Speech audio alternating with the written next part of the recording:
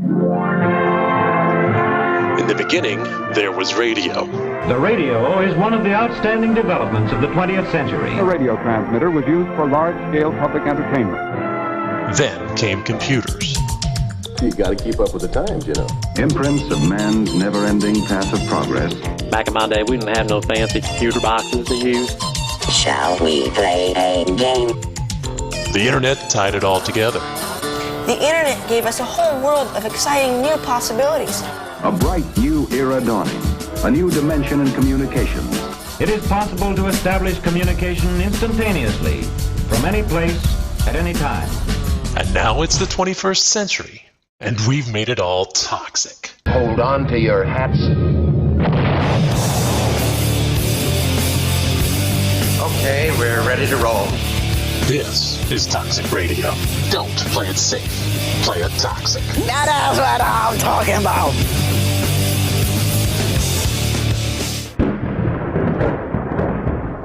Master, dinner is served. Igor, it's not that I don't appreciate the effort, but you know I prefer my meals uncooked. And how many times have I told you about using garlic? Yes, Master. Forgive me, Master. Please. Bite into Paradelphia. Thursday nights at 8, only on Toxic Radio.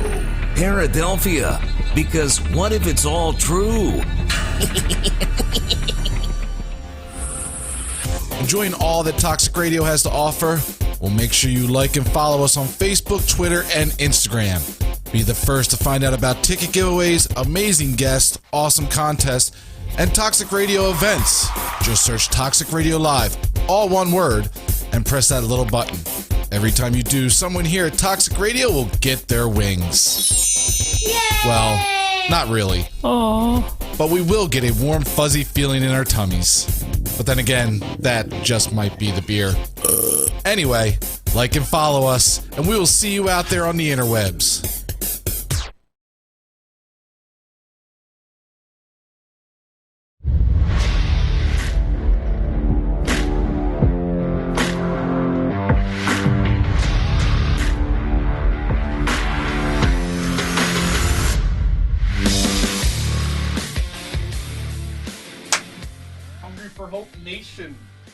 Live here at Toxic Radio Studio. I am joined in the studio with my guest, Matt Davies of Operation Tattoo and Freedom. Matt, thanks for coming. Hey, what's up, Donnie? How are you? And my co-host, Big Time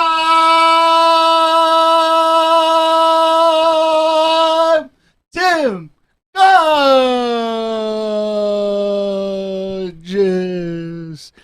And that introduction was brought to you by Broken Arrow. Broken Arrow, pre-workout fuel from Rep Sports. It was one of our affiliates. Go on repsports.com, order Broken Arrow pre-workout. Use code BIGTIME. All profits will go to Hungry for Hope nonprofit. And now, I'm going to also introduce next to me, my friend, Yanni the Greek. It's the first time you've ever referred to me as your friend. I feel honored, I guess. Sometimes you got to lie. Let's go honored. I don't know. Does it sound better for the show? Is that what it is? I think it's because we've been sitting next to each other this long, and that's what's going on here. Absolutely, and all those late-night texts you send me. It's weird, but whatever. All right, guys, let's stop that banner. We're here for real reasons. You can take that to after the show. We got Matt at Operation Tattooing Freedom. I said that right, correct? Yep. Matt's an awesome organization. Just tell us a little stuff. We're going to ask you some questions in a little bit, but just tell us just a general idea of what Operation Tattooing Freedom is. So Operation Tattooing Freedom is tattoo artists that are also military veterans. And what we do is we offer tattoos as a way to help veterans that suffer with PTSD, anxiety, depression, and anger issues. We use that to help them figure out what the issues are with their trauma, how this trauma came about, and to help them be a little more vocal about it and feel a little more normal in life with it. So we'll start talking to them while they're getting their tattoos done and find out what the problem was, and then we end up making friendships out of it with these people to help them feel easier in life, like, oh, I'm not alone with this problem. That's awesome. And you are a veteran of the Navy, correct? Yes, sir. 8 years. So this definitely is something that hits home for you. You've battled some stuff you've mentioned. Yeah. I myself I have PTSD, anxiety, and depression. I was diagnosed with it just over 2 years ago from the VA after dealing with a lot of issues and trying to find out what the problem was and why I wasn't myself.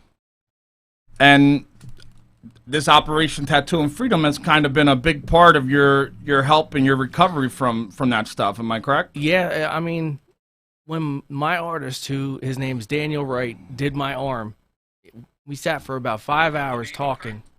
And because of talking to Daniel, I felt normal and I was able to feel, hey, you know what, I'm not alone in this. And he and I have become friends. He talks to me all the time. I just congratulated him. He just had a kid a few months ago. I didn't know him before the tattoo convention I went to get this done. And he is the owner of? No, Daniel is an artist. Just an artist. Yeah, Lewis Hunt is the founder of Operation Tattooing Freedom. Now, did that idea come from your experience, or how was that brought about? So it was Lewis's idea. He went on vacation. He also has PTSD, and he was just when someone has PTSD, the way we put it is you don't have a smile. You're just always in a mood. Him and his family went down to Florida, and then he was just walking along the beach, and he saw a shop, and he was like, oh, let me go look in it. And it happened to be one of the contestants from Ink Master. His name's Ryan Eternal. It was an Army vet. Well, he was like, yo, this is cool. Let me get a tattoo from you. And they started talking, but they weren't talking about being on TV. They were talking about his time in the service and how their lives kind of meshed together. And he started talking about the issues that caused him to have it. And then when he got done with that, he was like, you know what? I need to look into this more because this could be really something that could help people. So he did all the research, and he started this foundation about 5 years ago to help these veterans all over the country. That's awesome, man. We're gonna ask you some questions. Just about your work with them and everything.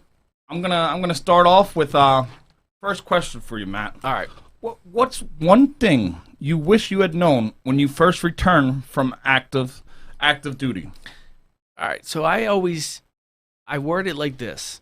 When you join the military, I use this word, they program you. You kind of go numb to emotional and mental traumas around you because you just need to be able to react to things that are happening. You can't just, oh no, you just have to be able to move. And I think once you get out of there, and that starts to happen, like you start to realize that you're numb to things, and then that numbness starts to wear off, you start to get upset over little stupid things, and it starts to build into a bigger problem. So I wish I would have known that prior to getting out. Hey, I might want to start looking into getting help before it becomes a problem. Absolutely, man.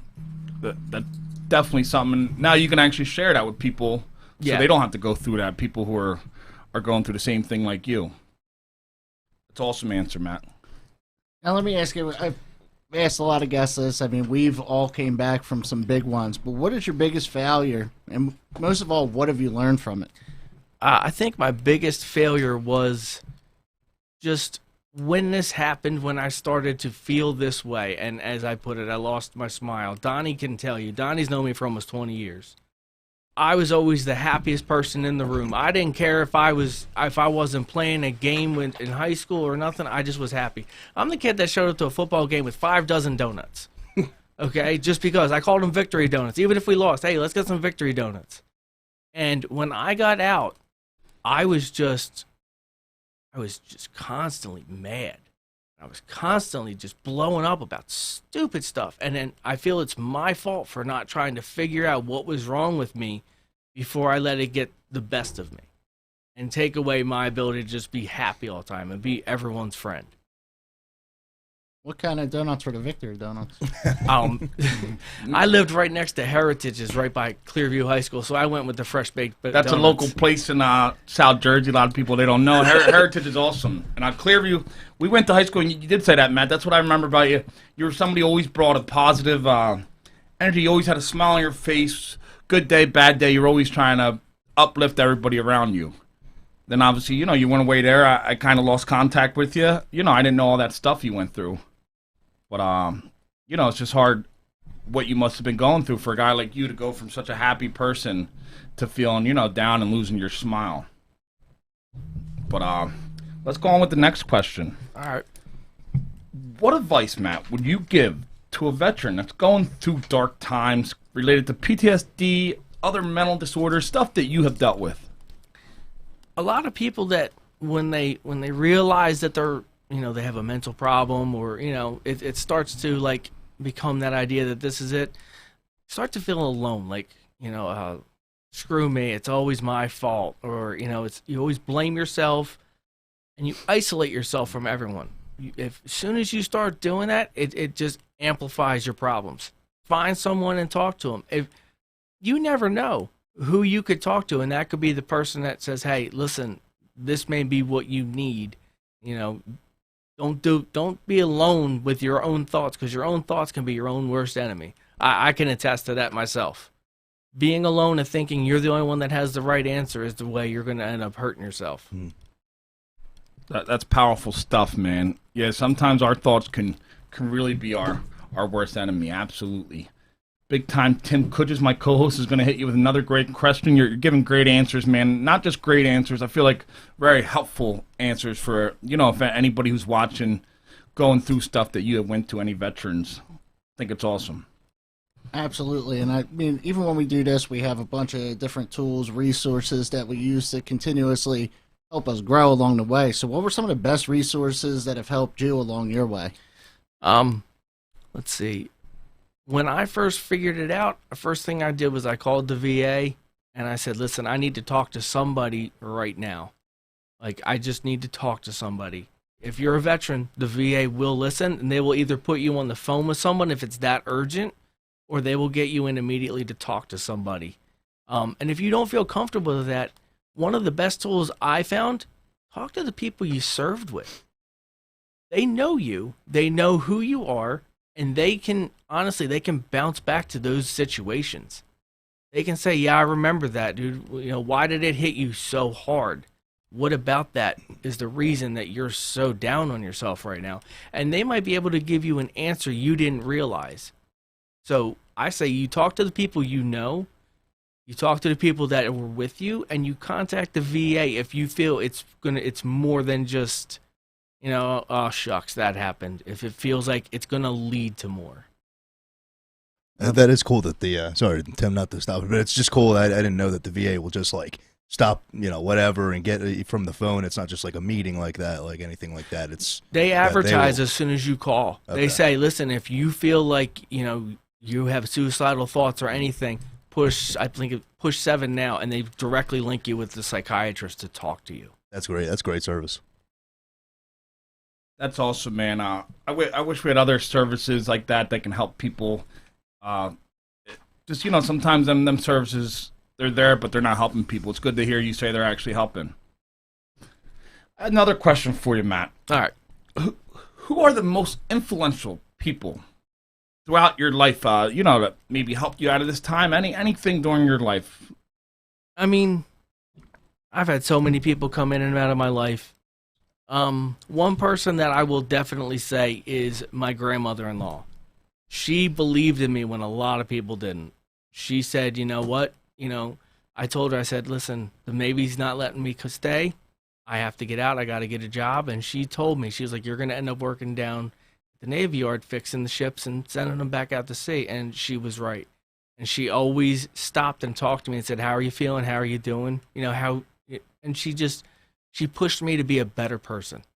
She made me want to do more with myself. I didn't want to settle because she said, I think you can do this. And I did it.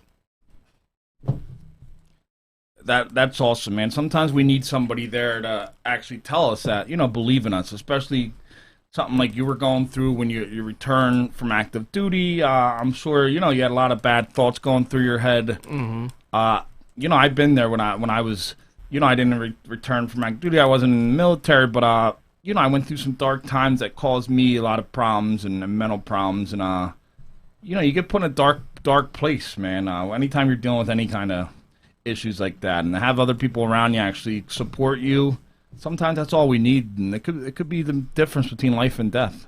Yeah. Anybody else? Always got to be the wife and kids.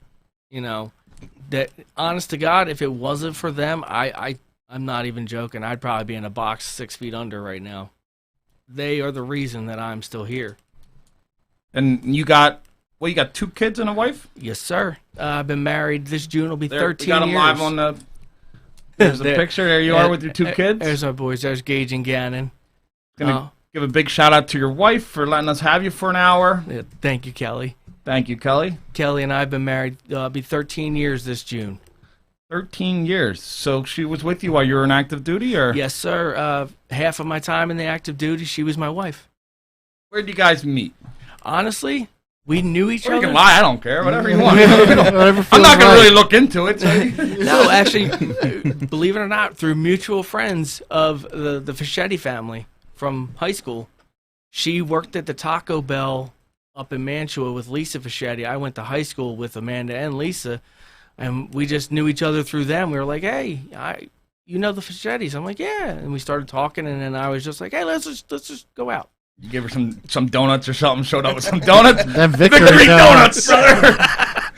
Wheeling and dealing. That's awesome, man. It sounds like you have a great family, man. I see all the pictures you post. That's another thing. I think I was even telling you before. You know, I'm pretty picky with the guests we have on here. I'm looking for people who, you know, a lot of people have awesome, crazy stories. They might give us big publicity. They might get us viewers, blah, blah, blah. But that's not the only thing I'm looking for. I'm looking for people who are really genuine, good human beings. Ones who might have gone through some dark times, but they were able to persevere and overcome. And while they did this, they reached back and helped other people. And you seem like a great family guy, and you know I always noticed that about you. You've always been a class act, and not surprised you're a good father and husband now. Thank you. Anybody else to help you, man? Honestly, I mean, They're the 2 most influential, family, and that's pretty good. Yeah. I'm going to go to my co-host, Big Time Tim Kudges. He's going to hit you with another great question. I'm going to rephrase it so it doesn't confuse Yanni, though. But as myself, as slow for me, you know. If you could step into my shoes as an interviewer, okay, what would you have asked yourself that any of us didn't yet? I think the question that I would ask myself is, when did you realize it was that bad? And for me, my youngest son, Gannon, it was his first birthday when I realized it. So this was pre-COVID, so we had about 20 people over. It just, you know, friends with kids. And I couldn't be around a single person. I was just so nervous and so anxious that I literally took a couple beers and went up to my bedroom and was just watching football by myself. I couldn't be around anybody for my kid's birthday. His birthday is December 11th. 2 weeks later is Christmas. Christmas Eve, I was so just teetering on the edge of just like giving everything up. I remember I put the kids to bed. My wife went to bed after Santa Claus came and brought everything down for the young ones that are watching. But I didn't go to bed. I sat down at my kitchen and I contemplated, I got all these medicines I have to take for my ailments. I'm just going to take every freaking one of them right now and be done. Can't take it. I wrote a goodbye note to my kids and my wife. I messaged a group that I'm in on Facebook with a bunch of people that I served with. This was like 2 o'clock in the morning. They're calling me at 2 o'clock in the morning, talking to me. This is why I said, talk to the people you were with. Because they talked to me until the sun came up and my kids came downstairs. They said, that's the reason we're still on the phone with you. You're not going to do it now. Your kids are watching. So I thought to myself, I need to figure out what I need to do to not wake up and think, is today the day I'm just going to do it? That's amazing. You have people like there to help support that stayed on the phone with you all night on Christmas Eve. Yeah. That's truly amazing. Matt, man, I just want to thank you for, opening up to us. I know this isn't easy stuff, man. It might be hard for some people who can't relate, who haven't been there, but me personally, man, I've been there. Them thoughts, it's crazy to even sitting back now with, where your life is now, where my life is, and to think we're in such a place like that. And just for one thing, like you said, you had them people who reached out to you. For not them, you might not be here. Let's be honest. And yeah, that's a good statement to say, correct? Yeah. Again, this was 2:00 in the morning, Christmas Day. I have a buddy calling me. He's working on an oil field. He stepped off his job to call to make sure I was there for my kids Christmas morning. And a guy like that matters. Even people who might not be in their family's life for whatever reason, you're a guy who, the one thing that stands out about you is you're a great father, great husband, great person, just a good dude, somebody who wants to do everything they can to make the people around them happier. And you were still at this point where you were ready to just throw it in. That's how bad these demons in your head were. It's just crazy to think a guy like you can get there. It can happen to anybody. It's scary.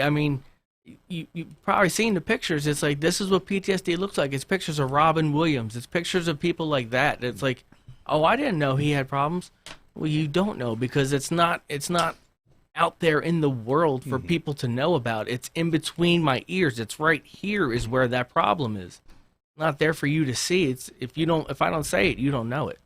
It's kind of like those posts and memes, not really memes, but people put up a person looking all distraught and a person looking like smiling, perfect picture, and it says still suicidal person, still suicidal. Mm-hmm.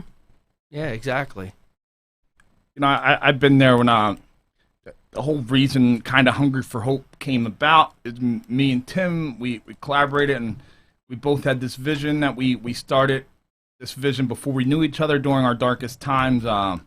My brother, who you also played football with at Clearview, he passed away, and at the time, I didn't know all this stuff. I didn't know these feelings that went through my head at the time, and I didn't know I'd get help. I didn't know how to bring it up to people. I was embarrassed to talk about it, being, big football guy. I was just, I felt a lot of shame, and which I shouldn't have, I realize now, but so I held all this feelings I had in, and then, unfortunately, I didn't have anybody like you called, and it led to some bad times because there was nobody there that I thought I could reach out to. There were people there, but I didn't know the resources. I didn't know. It was all new to me. I didn't think somebody like me would go through stuff like that. I just didn't think it happened to people. I considered myself a good guy. I did good things in the community. Yeah. Exactly. You never expect it. I think the biggest problem, guys, is that you don't know that you're going through something, right? You're like, as you said, Matt, like you're just sitting there blaming yourself for something that you perceive that you did wrong, where it's really just like your brain has gone through trauma, right? Both of you guys, all three of you guys, for different reasons, but your brain has gone through trauma. You don't realize that is what happened to you. You're just so stuck in your own head, and that's the scariest part, is that you don't really know what's happening. It's just, you just think this is who you are now. I can't imagine how it feels. I don't know. I remember, like you said, when you had them calls that night, man, where you were just ready to throw in the towel. I've been there where I remember calling people, and I knew, like you just said, I knew I had a problem. I knew something was wrong. Like, yeah, it was obvious. My life went from perfect to, out of control.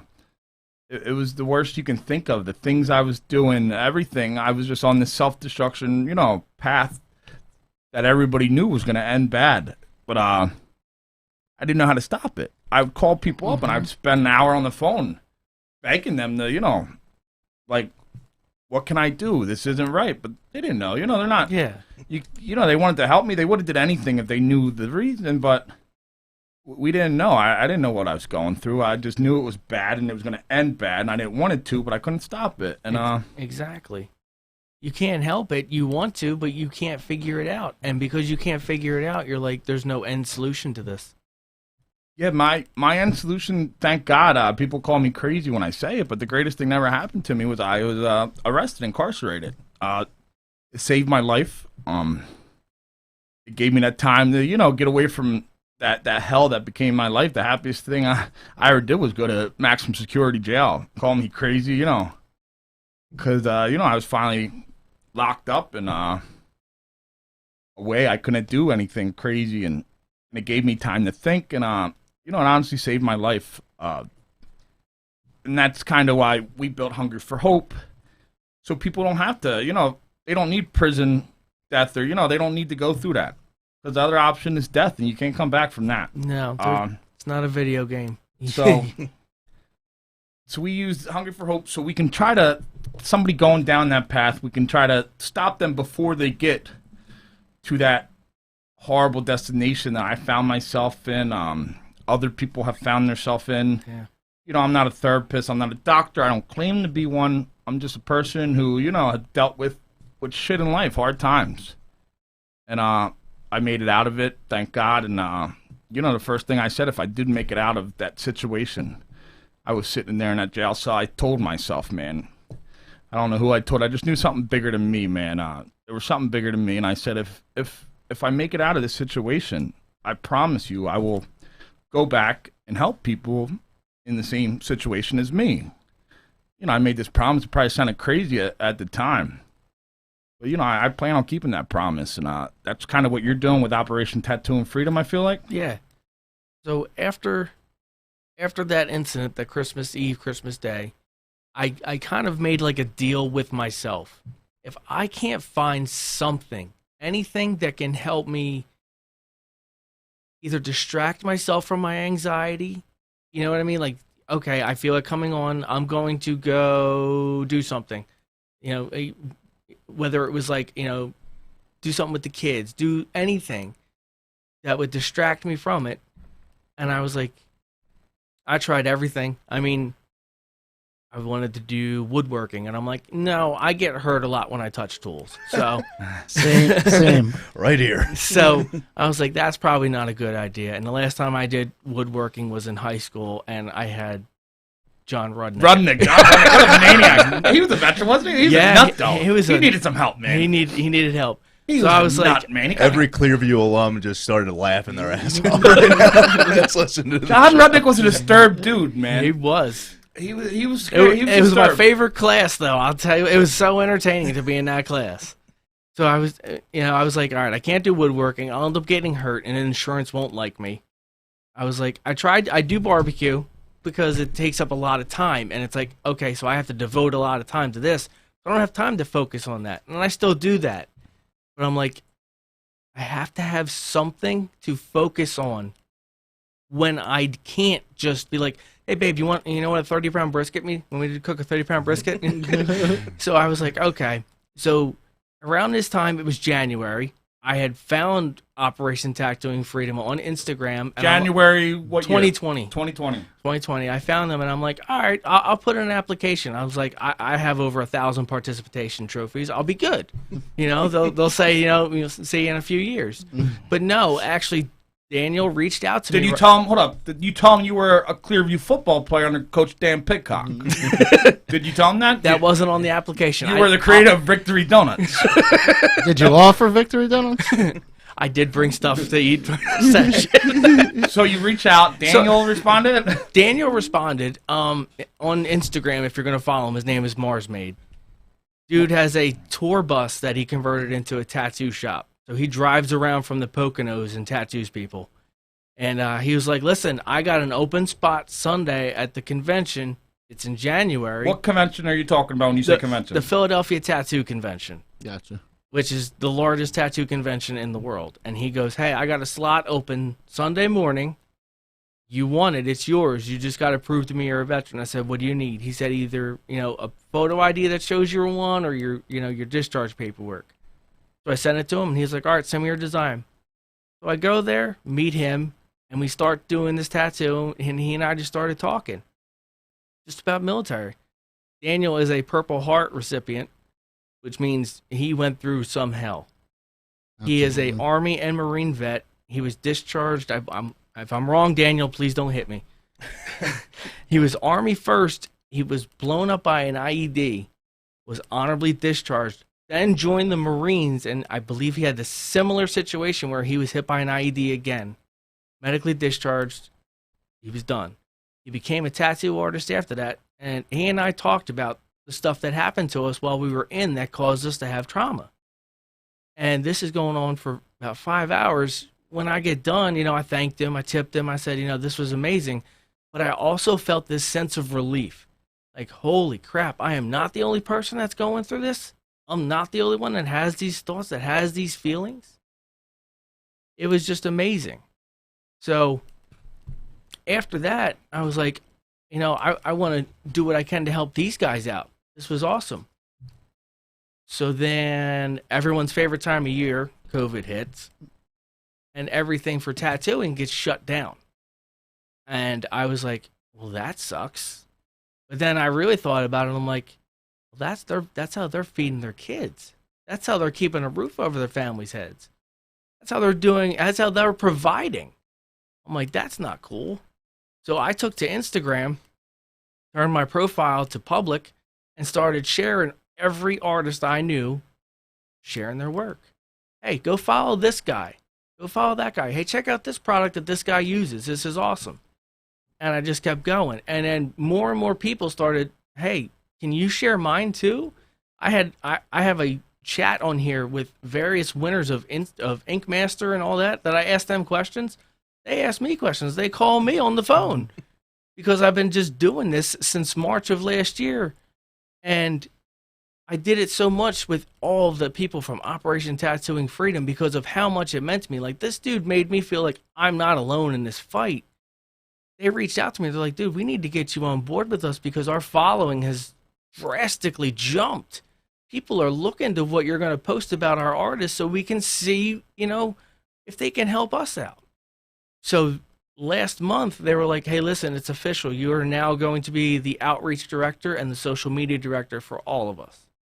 And because of that, now I'm reaching out and setting up things for them so they can help more people out and get the word out about how this actually helps people. That is incredible. It's crazy, man.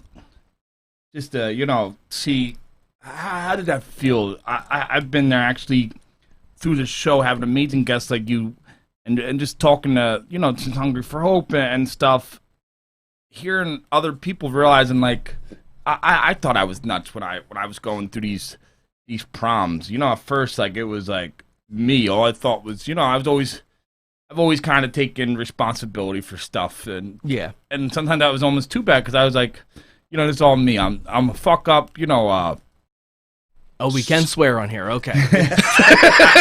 I'm holding it back. I'm like, got to keep it PG. We don't hold it back on this. Do whatever the hell you want on this show, man. I told you that from day one. You're lying, because if you would have told me that, I would have brought Breakfast Victory Donuts for everybody.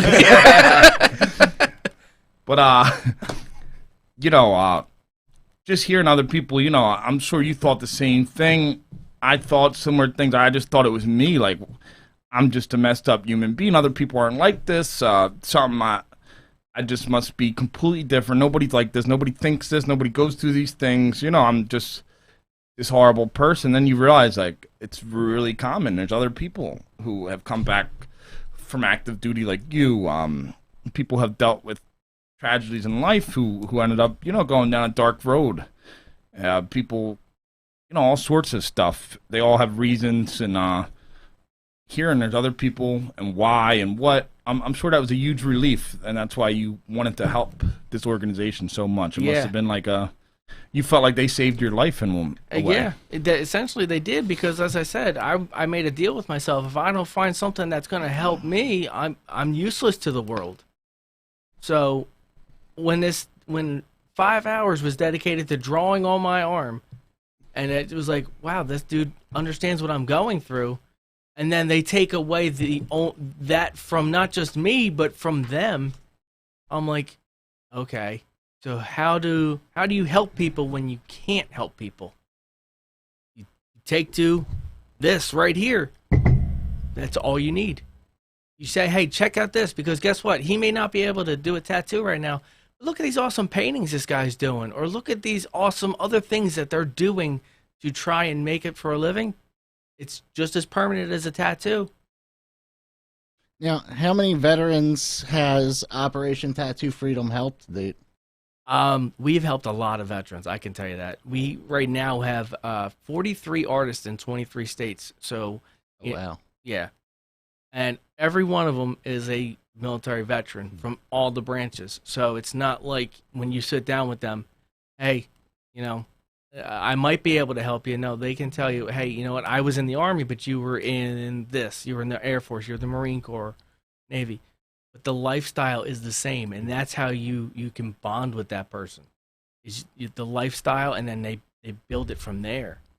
Yeah, how did the artists become artists for Operation Tattoo Freedom? So they're going to do a background check. They're going to check your portfolio to see if your artwork is, it's legit. It's not going to be like, hey, on Amazon Day I got this kit for $100 and I was just strolling through Michael's and picked up ink kits. No, like you have to be licensed. You have to do your apprenticeship, and then there is a board team that will review your portfolio and be like, you know what?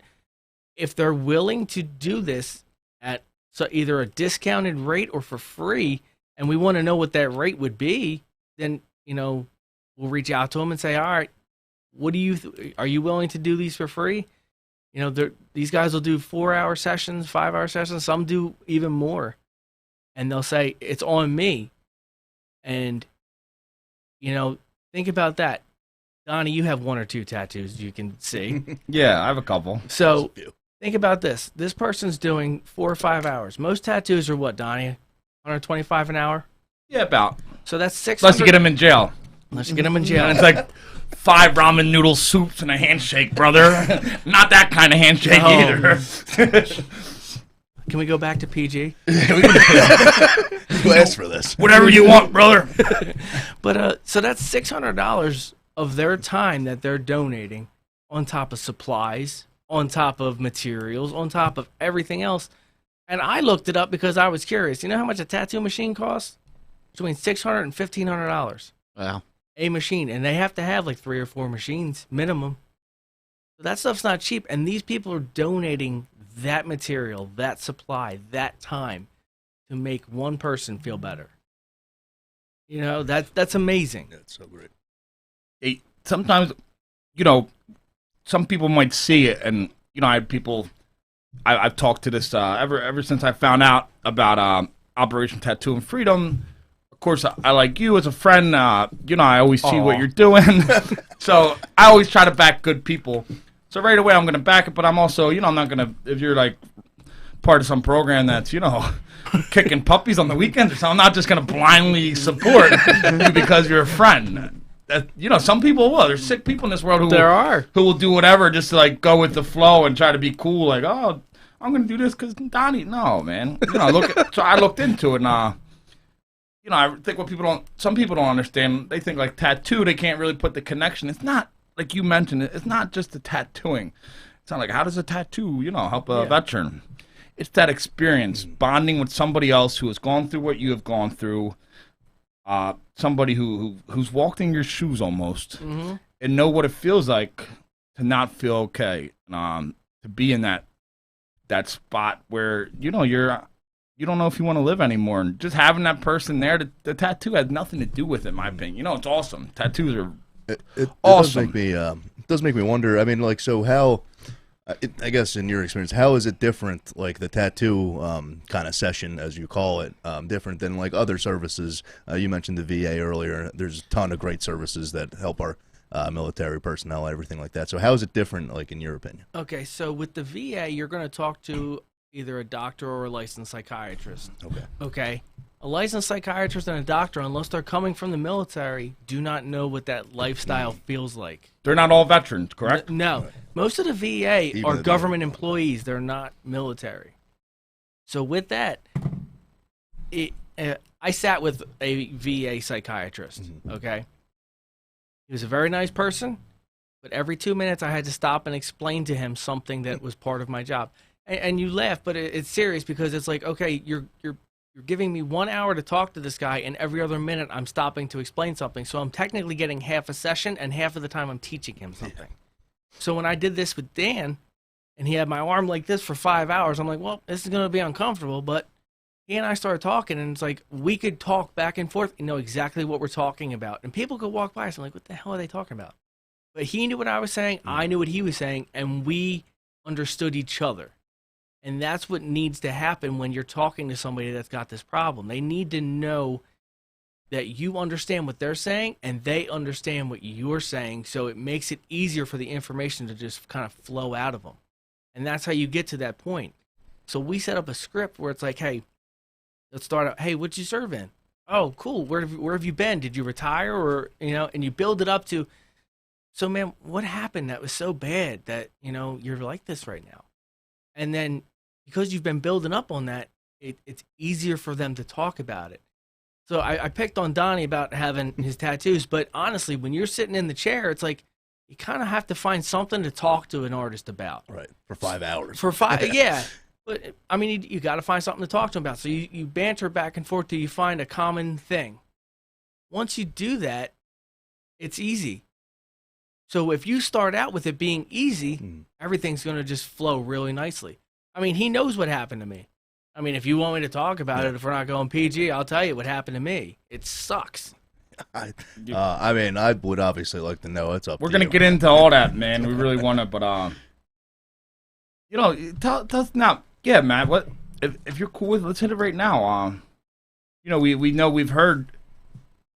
I basically went from knowing you as we went to high school together. We were donut buddies. You were donut buddies. You were a guy who literally brought donuts and named them and everything for players. You were just a guy who brought positive energy. I put positive energy kind of people around me, and you were that. You were exactly that. There was never any, negative moments around you. You always tried to uplift the people around you. That's a sign of a great human being. And when you see people like that, sometimes we forget. I know people look at me like that sometimes. I've always tried to be that kind of guy. They don't realize even the people with the biggest smile, sometimes they're not immune to struggles, mental health issues, any kind of issues. So I knew you then, and I haven't seen you now. I see you now. But in between that time, you just told us you were at a point where you were about to throw in the towel. You had a great family. You had everything a guy can want. But you went through so many things that you were at that point. How did you get to that point? Tell us, Matt. So I left I want to say it was about 10 days after graduating high school to go to boot camp. I started boot camp July 8th, 2004. I was at my first ship, which was the Kitty Hawk, the oldest ship in the Navy, in Japan in January 2005. I got a license to operate the elevators that you see on the ships that take the fighter jets and all up and down. Well, I had the license for what my job was in the Navy. I built bombs, missiles, rockets, heavy artillery. I loaded them and built them and put them onto aircraft. So I had a license for the internal elevators that take it up to the flight deck for the ships. So I get pulled out of bed one day, and they're like, hey, you need to get on the elevator ASAP. Throw on whatever you can. You don't have to be in full uniform, but you just need to get there. I said, why? They said, I don't have time. Get there. All right, cool. So I go, I put on coveralls, and I grab the keys to the elevator. I'm like, what's going on? They're like, Matt, I'm sorry. I'm like, why are you calling me by my first name? We go by either I address you by rank or you address me by my last name or you call me a piece of shit. And they're like, no, get to the fucking elevator. I said, okay. Get there, power it up, and my buddy who I just checked on board, and he was kind of like, he was showing me the ropes. His name was Jason. Was like, do you know what's going on? I said, no. I said, they just told me send the elevator to the flight deck, and it'll come back down. I said, okay. I sent it up, and I just hear screaming. I'm like, that's not good. Like, I didn't send it up with people. It comes down, and apparently the cable that catches the fighter jets snapped. Got 7 people in half. Severed several limbs on other people, and all these dead bodies and these dying people are on this elevator, and I open the door, and it looks like that scene from The frickin' Shining. Their blood's just pouring out, and they're screaming people, and I'm 18 years old. And this is my welcome to the military. I'm scrubbing blood off of, if you know what non-skid is, it's concrete that's mixed with shards of metal to catch aircraft. I'm scrubbing that with my hands and a sponge. Get the blood off of this thing. Yeah. I mean, I'm having a hard time just listening to it. Let alone, I can't even imagine being 18 years old. You've been in the service for what at that time, a year-ish? 6 months. 6 months. And that's kind of like the first thing you saw, I guess, right? Yeah. I mean, welcome to. That's what I said. Welcome to the military. That wasn't war or anything. That was just a freak accident. That's what it sounds like. How old were you, Matt? 18. So you were 18. I knew you 6 months prior. 6 months prior. You're bringing donuts, Victory Donuts. You have the biggest smile. You're in high school. We're in a pretty good town. You know, all American type environment. Good vibes. You smile. You're living a normal life. You're in high school. You know, nothing too crazy had happened in your life at that point, right? You know, and then 6 months later, here you are. That had to be traumatic. It was. I mean, I went from, 18 years old with frosted hair, being, goofball that I was. I played sports just to keep myself busy during the day. I'm 18 years old. I left boot camp. I lost 25 pounds in 8 weeks because of how strict everything is. I get to my first command, and within a month, that's the first thing I deal with. How did you make it 7.5 more years? That was my next question. Like I said at the beginning, it's the military kind of, and I say this word nicely, programs you to be numb to trauma. You just react. But then when you have to be. You have to. You just have to react. I mean, and I say this nicely, the movies. You see how these people are in the movies. They're just reacting. That's how it really is. You're getting shot at by people, and you're just like, okay, I need to go here or here. Not the fact that there's probably 5 guys loaded with weapons that are trying to kill me. You're just thinking of your next move to live. Now, when you got out, does it all just come flooding back to you at that point? That's what I said. That's what I mean. Like, you get out, and it's like, okay, say, if anybody can see, there's a big red button in front of me. Hey, guess what? Hey, you're done. Hey, you're done. All your emotions are in this button. Guess what? We don't need you anymore. Push the button. Now, everything that ever fucked you up or would have fucked you up is just, boom, here it is. All at once. You said earlier you lost your smile. Now, the people that were around you all before you went into the military and then after you left, would they come up to you noticing that stuff, making mention of it? I mean, honestly, when I came back, I tried to just get a hold of people. A lot of people didn't. They were like, "No, it's cool. We could just be friends on Facebook." Unlike Donnie. Let's be honest, though, Matt. Even some people coming back, even some people, I know for me, like, you probably would have had a hard time relating to some people because you're going through before, you came to this point where you're at today. When you first came back, you probably had other experiences in your 8 years that. Oh yeah, I mean, there's plenty of other experiences. And then you're coming back and you're going to talk to somebody who wasn't in the military. It's kind of like how we had mentioned earlier, like going into a doctor's office and talking to somebody who's going to tell you how to help yourself, but they've never been where you're at. They just been to school. Yes. I'm sure that was hard. That's probably, in my opinion, why, this Operation Tattooing Freedom and these other people, a lot of the guys are, Danny and them are tuning into our chat right now, man. They're supporting you. Them guys, they're real heroes. I just want to thank them. But seeing them guys who you could relate to, I know for me that was such a big difference when I was going through my, not military related, but, my dark times, finding somebody. I was looking for people who could relate to me. Exactly. It's what you need. So that probably was so amazing to find them people. Yeah. You went, it's just still hard to picture this.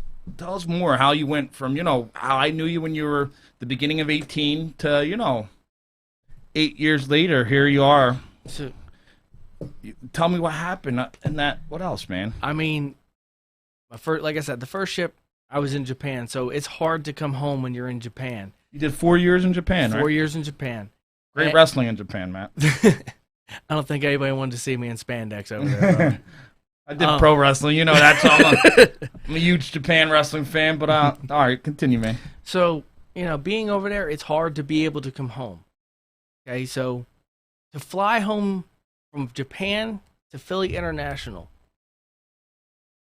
it's at least $1,800 to $2,000, and that's if you're getting a round trip. And you also have to remember there's a language barrier trying to get through Japan to get to the airport to get to Philadelphia. And then you also have a 14-hour time difference. So when I landed in Philly, when I came home, it was the next day in Japan. So I'm landing here and I'm exhausted. I'm beat. I got to go to Virginia. Virginia's a 4-hour drive after you land. You look like you had a question, Tim. No. Keep going. So drive to Virginia, and my next ship, it's miserable. They're in the shipyards. It was miserable. Everybody was out to either bring you down, or they didn't want to help you. So I just tucked my head down, and I'm like, okay, I guess this is the Navy now. And I'm like, but I can't. At the time, I was getting ready to get married to my wife, Kelly. So I'm like, you know what? I can't get out without a plan. So what I'm going to do, I'm going to re-enlist, but I'm only going to re-enlist for a couple years and go to shore duty. Shore duty is when you never deploy. I'm like, you know what? Everybody says if you get to shore duty, it'll be the reason you want to stay in. Went to shore duty, and that sucked. I was working night shift from 2 in the afternoon to 1 in the morning. And then I was just like, I hated myself. I never saw my wife. Never got to really experience like being married and enjoying it. We didn't have kids at the time, so I'm like, this is like the golden time for us to be, and I can't see you because I'm either trying to sleep or I'm working. So I get the nice thank you for your service from the Navy. They don't want me to re-enlist anymore. They want me to go home. I come home, and again. What year was this you came home, man? I came home in 2012. 2012. I come home, and I'm like, okay, well, I need to find a job. Well, not too many people are going to look to a guy that's like, hey, what'd you do for a living? Oh, I blew up terrorists. They're going to look at you like, oh. In my opinion, you should be at the top of the fucking list for jobs. We can definitely use some United States of America, you're protecting, and people are going to look at you different? Fuck them. I would have hired you. You should be on top of the list. You guys are heroes. You're fighting for our damn country.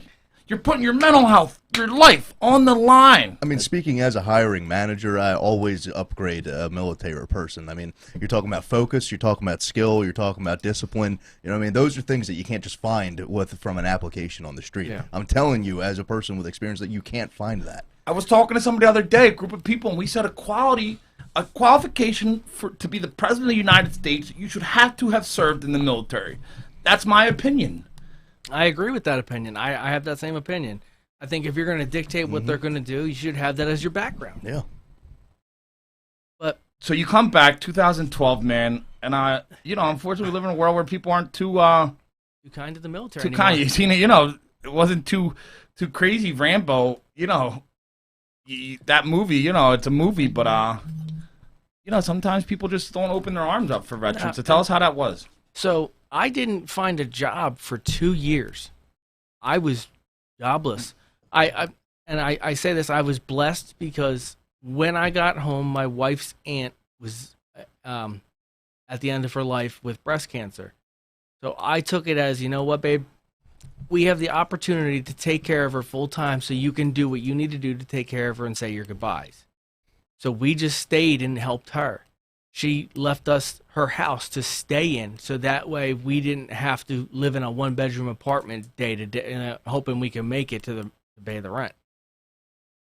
I thank her so much for that. I say it every night when I say my prayers. When I finally got a job, my grandmother-in-law, who was one of the people that influenced me, told me it was going to happen, and that's that I would be working in the shipyard taking care of the old Navy ships because I had knowledge of Navy ships. In Philly, or? In Philly, yeah. So I'm part of the government team that actually decommissions ships out of the Navy, brings them over to Philly. So she told you this, you were going to... She said you were going to end up in the shipyard. I just feel And you weren't there yet? I wasn't there yet. I applied for a job there, and I got interviewed, but I didn't get it. And then a few months later, the project manager called me. He said, the job's yours if you want it, but you need to tell me now. I said, okay, well, what's the pay rate? And he told me, and I was like, yeah, it's a lot more than I'm making now with nothing, so let's do this. It's crazy, man. I brought up a story. People don't believe in there's something bigger than us going on sometime in this world. I brought up a story very similar last week. We were in Kensington helping the the homeless and people just down and out, man. It was kind of like my way to go out there and talk to the people. And I figure, we give food and we had a big barbecue. But I was there and I was with this lady.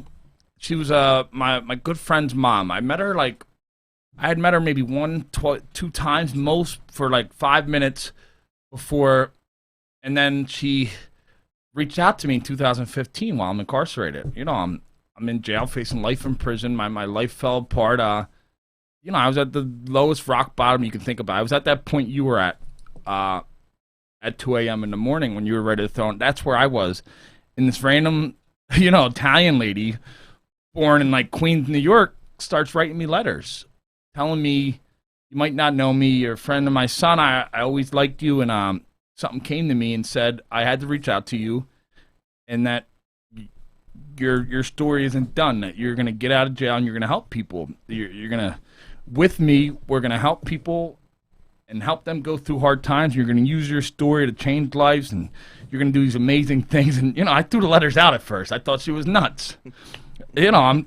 I was in that zone. I was in jail. I didn't care about nothing. She kept on writing to me. She's like, this is what you're going to do. This is why. This is how. And then here we are 6 years later. I'm in Kensington with her, changing life, saving people. Just like your grandmom-in-law. Is that amazing that she was able to? It was. I mean, I never pictured myself, and I didn't come from a family of successful people. So when I was able to get this job, I was like, I've surpassed what my standard was supposed to be. And I was like, I don't want to stop. I want to keep moving. I wanted to keep doing more.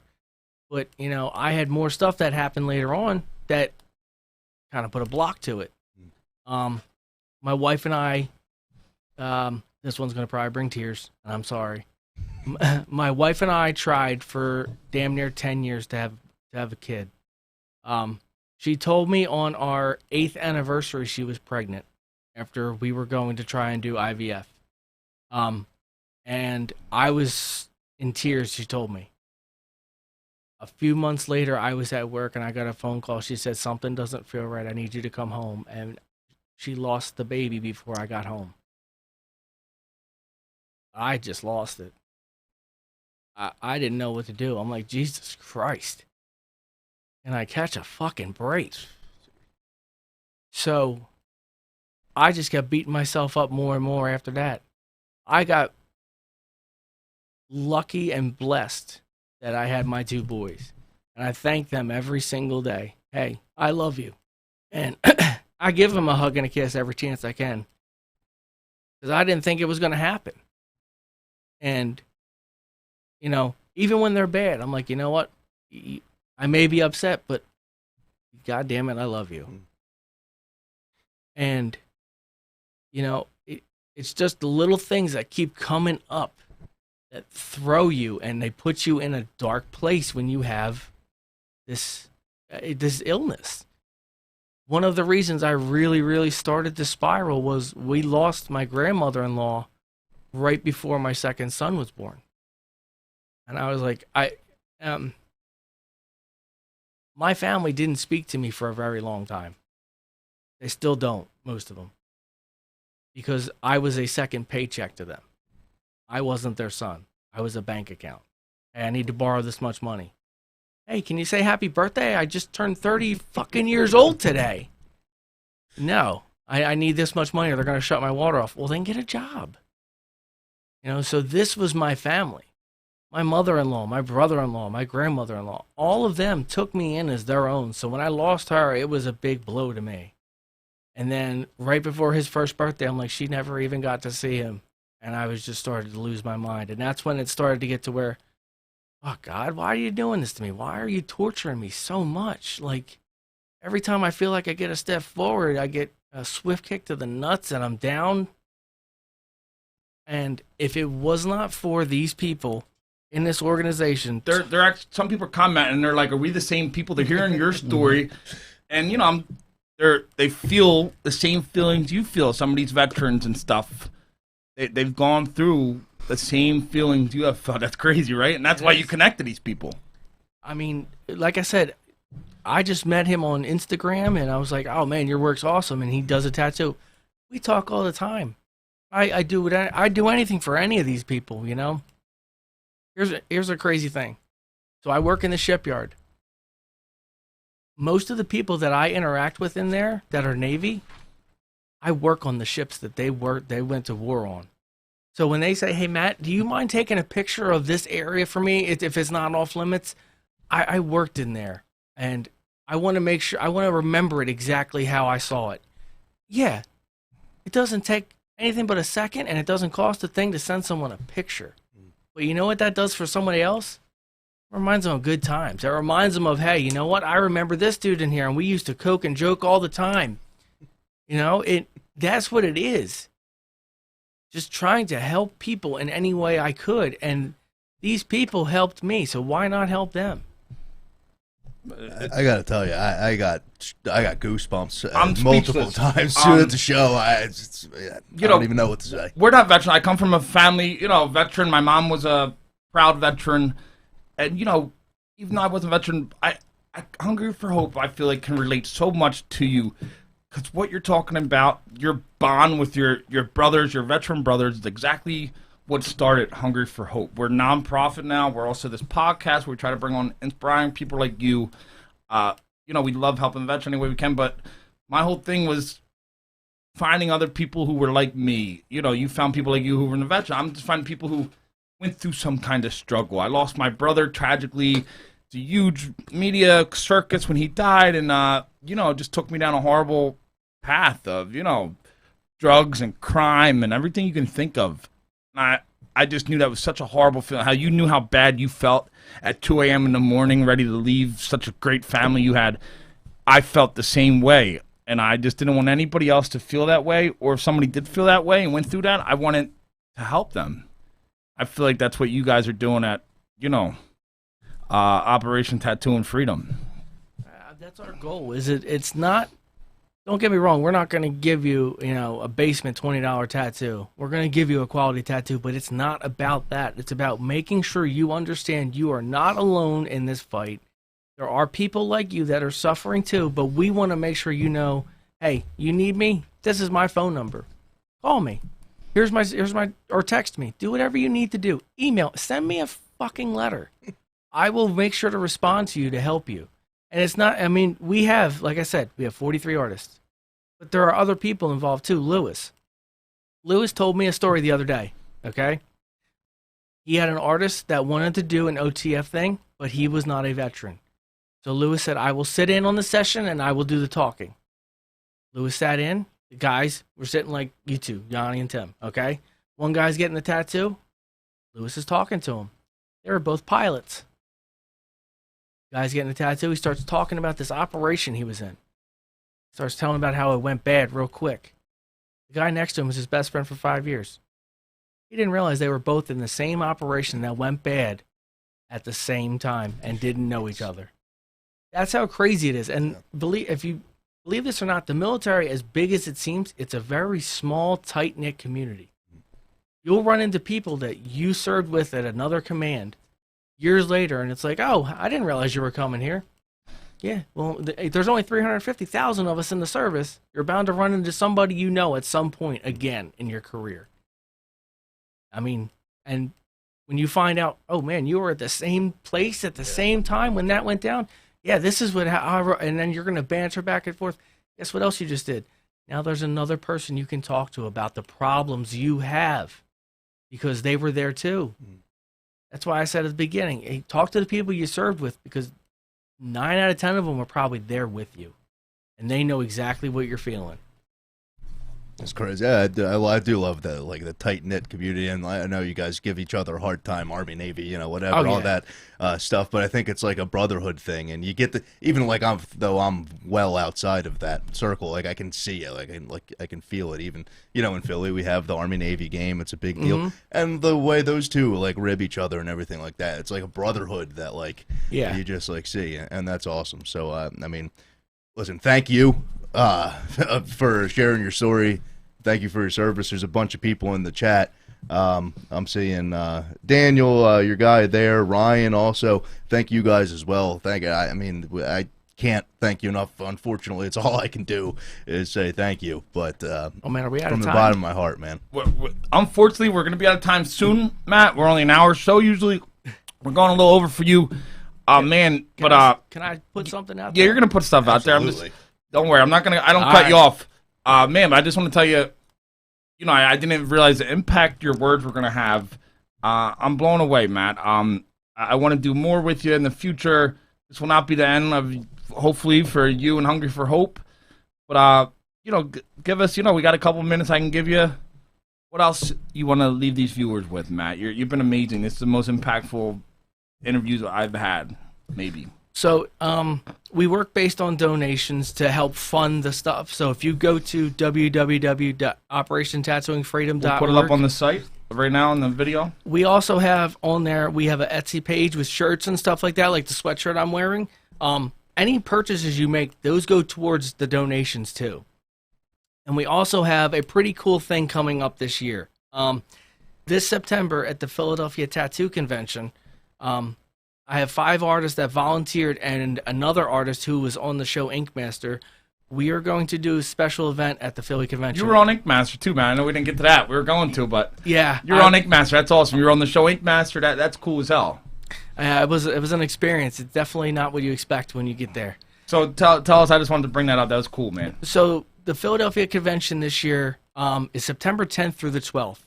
On September 12th, what we are thinking of doing, actually no, we're going to do this, is those 5 artists are going to do, for the entire day of September 12th, donation only. Any tattoo that you want to get done, there will be sheets with designs for that day. You pick the design, whatever you can donate goes towards us building up our funds to do more tattoos in honor of the 20th anniversary of 9/11. So everyone that's there has served during 9/11, OEF, OIF. We are all going to be there, and any tattoo that's on the sheet, you pick the tattoo, you get it done. Whatever you can donate is how much you pay for the tattoo.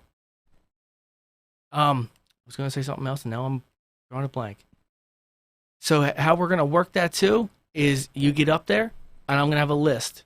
Put your name on the list. If there's no available artists, we'll give you a few minutes to get to us. We'll give you a call. You get there, you get your tattoo, and you donate for the entire day of September 12th, which will be from noon to 8 p.m. And this is going to be for all active duty and all military veterans in the area and anyone that wants to come out of state. You just show us, hey, I'm a veteran or I'm active duty. All right, give me your name. You'll get some ink. That's awesome, man. September 10th, September 12th at the convention center in Philadelphia, tattoo convention. Man, I have a question before we get you out of here, man.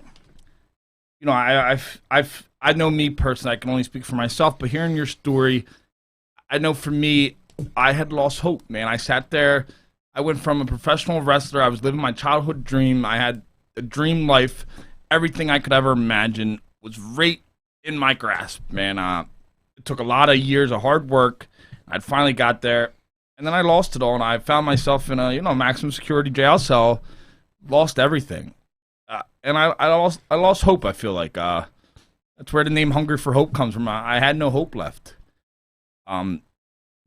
Thank God I have it today in my life. Our whole show's about hope, man. That's what we do. I know you. I feel like you lost that hope at one point in your life, but anybody out here listening to the show, I want them to hear what hope means to you. What does hope mean to Matt Davies? When I was at my absolute lowest, when I was like, you know what, it's over. I tap, I decided, you know what, I'm going to take a bet on myself and I better fucking win. And I'll be damned if I didn't come out with my hand up, because if I didn't find these people, I wouldn't be here. You would be walking past a stone with my name on it. These people helped me. And I felt like the only hope I had was 5 hours in a chair with a Marine vet that's a Purple Heart vet, as a Purple Heart recipient. And I want to take that hope that he gave me and give it to as many people that are going through the same problems I went through as possible. Because if not, the ultimate goal is, you hear the saying, 22 vets commit suicide a day. Fuck that. I don't want to see anybody commit anything other than, commit to doing better for yourself. And that's what the hope is. You want to commit to do better for yourself, not to commit to, become an end game. Love that. Matt, it's crazy. We got another minute of you. Anything else you want to leave these viewers, man? Man, your interview, I feel like could change and save lives. Anything you want to leave? Any of the Hungry for Hope viewers listening to us right now? If you're listening, if you're a vet, if you feel like, there is no hope for you, if you feel like your smile is no longer there, that you're just constantly irritable and you just want the world to go the fuck away, you need to find somebody to just get that out, because if you keep bottling it up, it doesn't end well. I can promise you it does not end well. Too many people just decide that, I'm too tough for this, and they try to keep it in, and all that does is boil over to a point where you can't come back from, literally. Find help. Listen, if you need to reach out to me, I'm on the OTF thing. You can contact me. I will gladly help you. Whatever you need. That's what we're there for. We're a brotherhood, and we're there to help each other. And thank you so much, Matt. I just want to, from me and all Hungry for Hope, man, our whole mission is to help people, to make sure people, trying to save lives. That's really, sometimes people forget that's my mission, that to save and change lives. And your story, I've traveled I've found people from all over the country. I've looked all over the country to find guests who I thought could impact our viewers. And little did I know, I had one who I went to high school with right in my backyard. I feel almost stupid. I didn't find you day one of the show. I've had people from California, great guests, don't get me wrong. Like you said, I don't relate to them. I didn't play football with them. Yeah. I found a guy in my own backyard who just gave one of the greatest interviews I've ever heard. Most impactful interviews. I just want to thank you. I want to thank all the veterans. I want to thank Operation Tattoo and Freedom. You guys are real heroes. Hungry for Hope Nation, thank you so much for tuning in and listening to Matt Davies' story. Big time Tim Kudges, Yanni the Greek, Donnie Hart. We're out of here. Thank you so much. Hungry for Hope Nation, peace.